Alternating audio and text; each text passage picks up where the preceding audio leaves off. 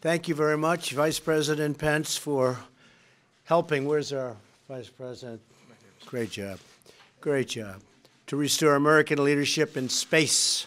So important. Cabinet members, General Silva, Deputy Secretary Shanahan, Acting Administrator Lightfoot, members of Congress, and the National Space Council. Thank you all for being here, and especially, Mike, as I said, I want to thank you. I know how active you've been and how important this is to you, so we appreciate it. Thank you very much. We also welcome astronauts Christine Koch and Peggy Whitson. Christina, thank you. Peggy, thank you very much. Peggy recently returned from the International Space Station and has now spent an incredible 665 days in space. You'll have to explain that. That sounds tough. More than any other American, more than any woman ever. Finally, we're honored to be joined by Apollo astronaut Jack Schmitt. Exactly 45 years ago, almost to the minute, Jack became one of the last Americans to land on the moon. Today, we pledge that he will not be the last, and I suspect we'll be finding other places to land in addition to the moon. What do you think, Jack? Where's Jack? What do you think, Jack?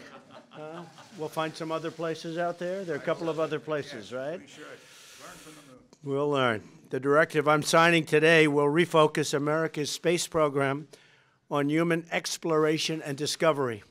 It marks an important step in returning American astronauts to the moon for the first time since 1972 for long-term exploration and use. This time, we will not only plant our flag and leave our footprint, we will establish a foundation for an eventual mission to Mars and perhaps someday to many worlds beyond.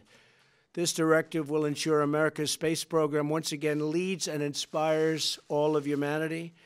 The pioneer spirit has always defined America, and we're picking that up in many other fields. I think you see that. I think it's obvious. All you have to do is look at what's happening with the markets and all of the great things that are happening. We're leading in many different fields again, and it'll get more and more obvious as you go along.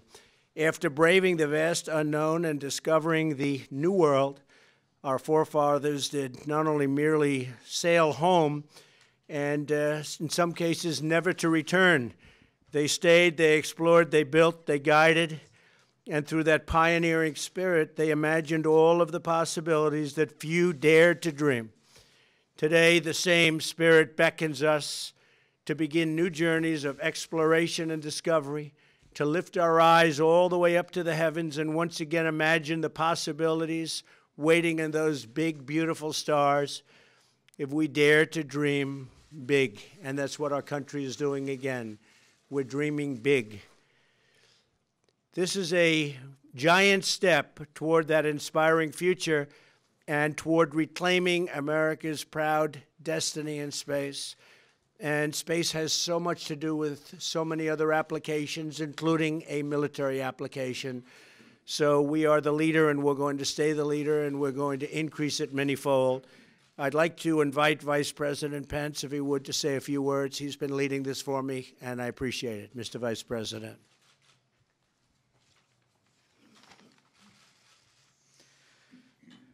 Mr. President, thank you. And thank you for your leadership, and thank you for the honor to be here today in my capacity as chairman of the National Space Council for what I believe is a momentous occasion in the history of American space exploration. To all the extraordinary leaders who are gathered with us today, to members of Congress and the pioneers of space exploration who are gathered here, we thank you. We thank you for all you've done to serve our nation and expand the horizons of human knowledge and advance American leadership in outer space. Mr. President, in signing this space policy directive, you are ensuring that America will lead in space once again. To guide this new era of American space leadership, President Trump has relaunched the National Space Council, and at the Council's inaugural meeting in October, we unanimously approved a recommendation to instruct NASA to return American astronauts to the moon, and from there to lay a foundation for a mission to Mars. Today's action by President Trump makes that recommendation official national policy for the United States of America.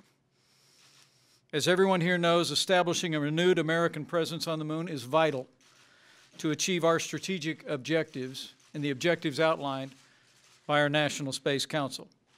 In pursuing these objectives, Mr. President, we will, as you said, enhance our national security and our capacity to provide for the common defense of the people of the United States of America.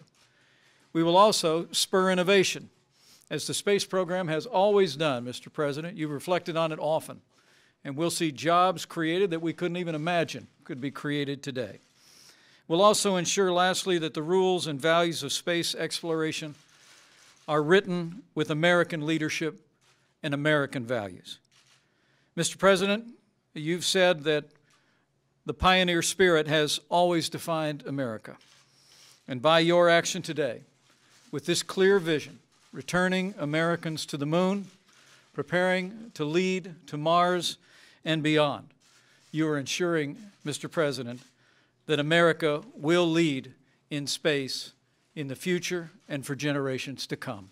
And I thank you for the honor of being a part of this. Okay, Mike, thank you.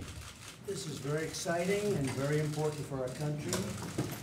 And it also happens to mean jobs. Jobs. And we love jobs too, right? Congratulations.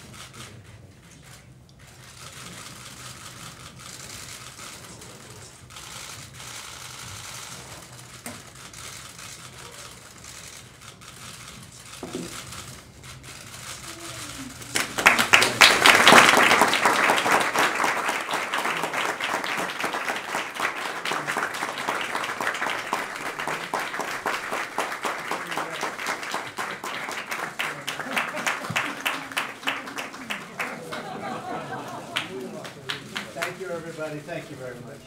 Good. I like it. Thank you very much, everybody.